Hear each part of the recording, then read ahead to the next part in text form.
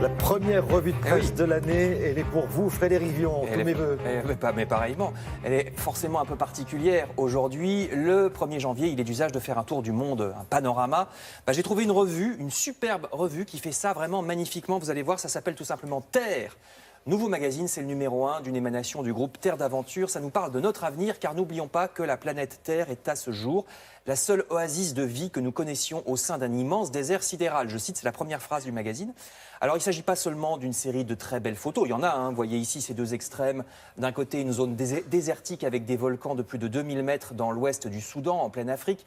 De l'autre, à droite, c'est l'Ukraine, un paysage gelé autour d'un fleuve en Ukraine.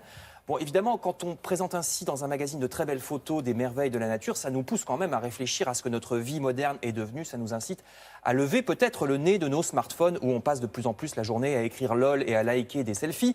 Donc vous voyez en ce moment à gauche le rivage du Sultanat d'Oman dans la péninsule arabique et à droite les couleurs incroyables de l'intérieur de l'Australie. Le magazine va aussi jusqu'au centre de la Terre. Vous trouverez dans cette revue plusieurs reportages, c'est une expression bien sûr, le centre de la Terre il est beaucoup plus loin que ça, mais vous trouverez des reportages comme ici un grand article qui a suivi cette année une expédition scientifique de spéléologues dans le sud du Chili, en Patagonie. Il y a aussi des articles par exemple sur la résistance du corps humain aux températures extrêmes, donc beaucoup d'articles très intéressants à lire, ce ne sont pas seulement que des belles photos.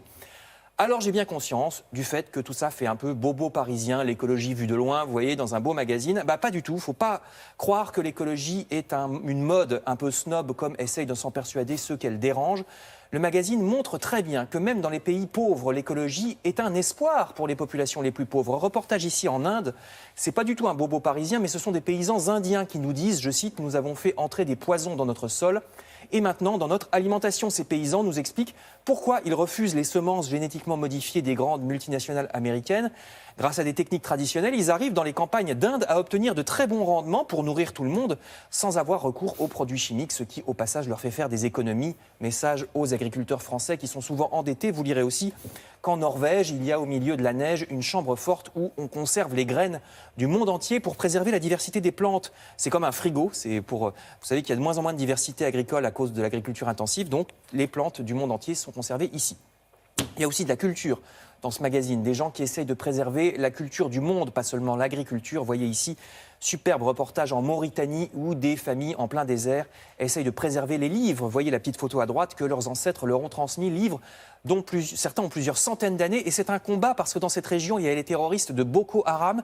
Boko Haram, ils brûlent les livres, ça veut dire les livres sont impurs, Boko Haram. Reportage très intéressant aussi sur les frontières, à quoi ressemblent physiquement sur le terrain les frontières. Vous voyez ici deux exemples en pleine forêt tropicale en Guyane française ou bien dans les plus hautes montagnes du monde de l'Himalaya. Je ne saurais vraiment trop vous inciter à lire cette merveilleuse revue pour revenir à la base. Un peu moins de technologie, un peu plus d'humanité et de nature. Si vous ne trouvez pas cette revue chez votre libraire, commandez-la sur le site internet. Ça s'appelle Terre, donc vous mettez Terre par Terre d'Aventure, vous le trouverez très facilement. Ça fait 140 pages, numéro 1, et on leur souhaite qu'il y en ait encore beaucoup d'autres. J'aime beaucoup cette vieille dame, qui est une dame qui faisait autrefois de la coca et qui s'est reconvertie dans... Tout à l'heure, Frédéric, pour la revue de Exactement. presse culturelle, avec grand plaisir. On va parler